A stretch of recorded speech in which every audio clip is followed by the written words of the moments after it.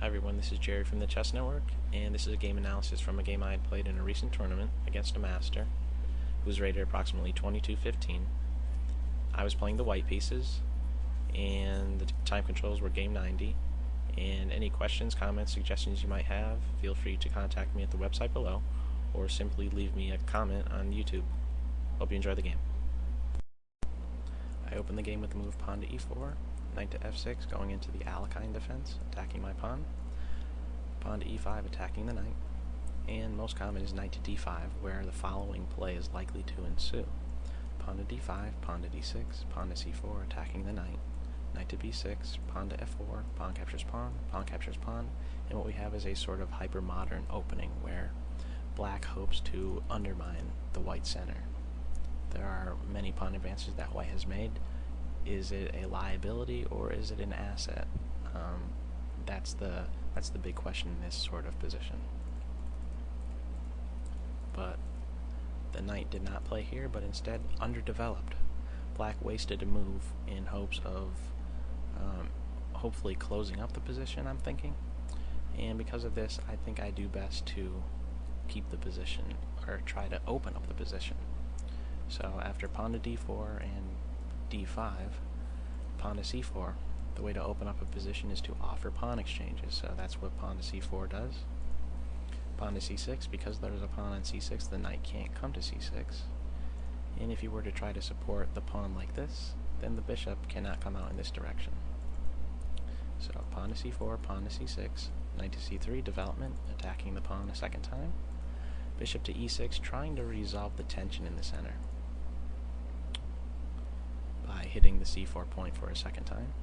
Queen to b3, adding more pressure to d5, hitting b7. The queen is a multi-purpose piece, so when you make a queen move, try and have her do more than one thing. Queen to b6, pawn to c5, attacking the queen. Now, queen captures queen, pawn captures queen, and even though I closed up the center, what I have in return is play along the a file.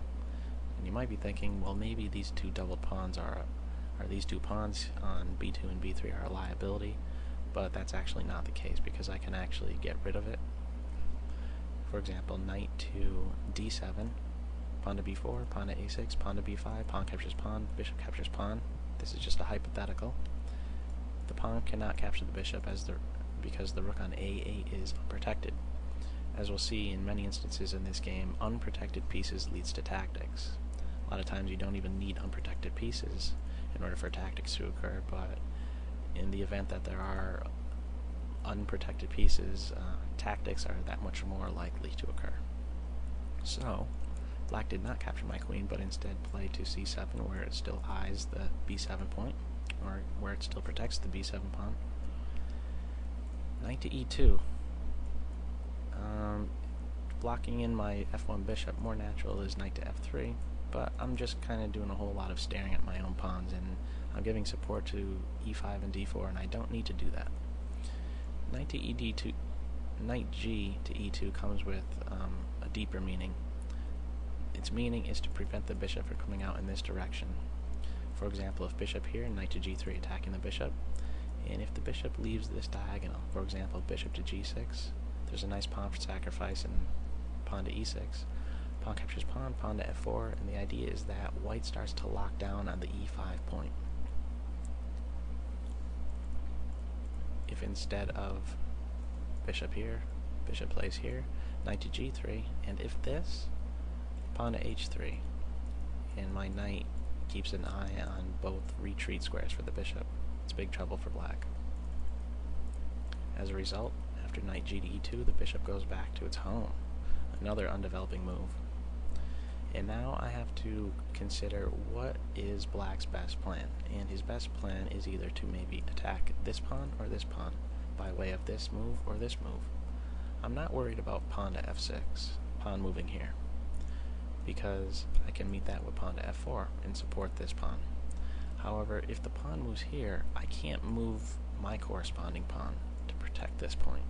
So I move my queen out of the pawn's way, but not just to any square. Square c2 is of great importance, and you'll you'll see why with the next move. Pawn to b3. Actually, let me back up. Queen to c2 actually prevents black from playing pawn to b6. However, my opponent made that move anyway. Pawn to b6. Pawn captures pawn. And now if queen captures pawn, the unprotected piece is the bishop. Runs into knight captures pawn. If the knight is captured, I get the bishop. If pawn captures pawn, the unprotected piece now is the queen. Unprotected pieces leads to tactics. If the knight is captured, I get the queen. So instead, queen plays to b7, pawn captures pawn, queen to b7, keeping the bishop protected so I can't do this move. And I just capture another pawn. Pawn captures pawn, rook captures pawn. Once again, I have to keep in mind what is black's best plan. And I still feel that the best plan is to play pawn to c5. So I'm going to make moves that try and prevent just that from happening. Rook to b1, making way for my pawn to come to b4, where I begin to start locking down on this c5 square. Pawn to g6, a multi-purpose move, making way for the bishop to come out, as well as supporting the bishop to come to f5, where it would potentially skewer my queen and rook. Knight to g3, protecting f5. Pawn to h5, getting ready to come to h4 to kick the knight, and then play the bishop here. Pawn to h4, keeping this pawn in h5 just where it is. Queen to b6, attacking my pawn. Bishop to e3, defending my pawn, and developing. Pawn to e6, now I don't have to worry about this bishop coming to f5 or g4. Bishop to d3, adding pressure here. Knight to e7. I could castle if I want to, but I'm so far ahead in development at this point, it's time to start opening lines. Pawn to b4, locking down on this, maybe making way for pawn to b5. Knight to f5. He's the poorest place minor piece that I have, so I'm going to get rid of him. Knight captures knight, pawn captures knight. Pawn to b5. Again, I could castle, but it's time to open lines. I have a lot of energy built up. I want to be able to utilize it, so I want to open lines as fast as possible. Take note. The knight, bishop, bishop, rook, king. He has barely anything developed. Queen to a5. Note that if pawn to c5, this is what might happen. Pawn captures pawn, bishop captures pawn, bishop captures bishop, queen captures bishop. Pawn to b6, attacking the rook. And there's many different rook moves. Let's just say the rook moves here. It runs into another tactic as a result of this queen being unprotected. Knight captures pawn. If the queen captures knight, again I get that bishop that's unprotected. If queen captures queen, in between move. Knight to f6, check, and only then capture the queen.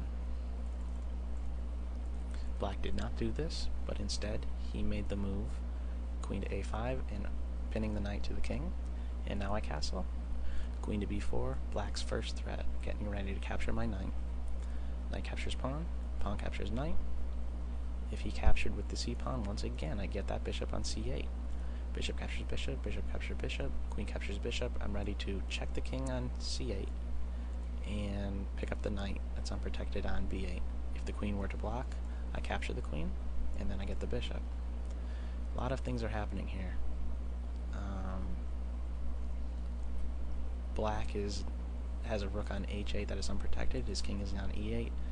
Very uncoordinated. The rook is pressuring the bishop on f4, and because of that, the queen is tied down to defending the bishop. Queen to bishop to e7, rook f to c1, queen to d8, pawn captures pawn. I have 4 pawns for a piece. Rook to c7, pawn to e6, threatening mate in 1. Bishop captures pawn, not just to capture a pawn, but allow the rook to protect f7. Bishop to f4, attacking the rook. Castles. It's hard to suggest a good move for black in this position. Bishop captures rook, queen captures bishop, rook to b7, attacking the queen.